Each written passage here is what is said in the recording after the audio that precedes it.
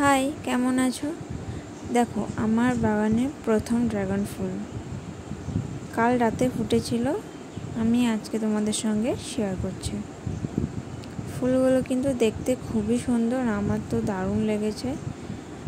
এবার এই ফুলগুলোতে আমি পরাগায়ন করে দেব। একটা তুলি নিয়েছি, তুলির সাহায্যে ফুলের ওই রেণুগুলো, সাদা সাদা যে রেণুগুলো হয়, ওই রেণুগুলো আমি এই স্ত্রী অংশটাতে লাগিয়ে দেব।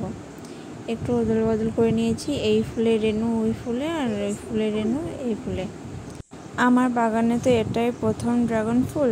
আমি অতটাও জানি না কিভাবে কি পরিচর্যা করতে হয়, তবে অনেক বাগানিকেই দেখেছি ড্রাগন ফুল ফুটলে এইভাবে পরাগায়ন করে দেয়। আর আমাকে যে কাকুটা এই গাছটা গিফট করেছিল, উনিও বলেছেন পরাগায়ন করে দিতে। এর ফলে ফলটা ভালো হবে আর সাইজটাও বড় হবে। তাই বড়দের কথা মতো আমিও পরাগায়ন করে দিলাম।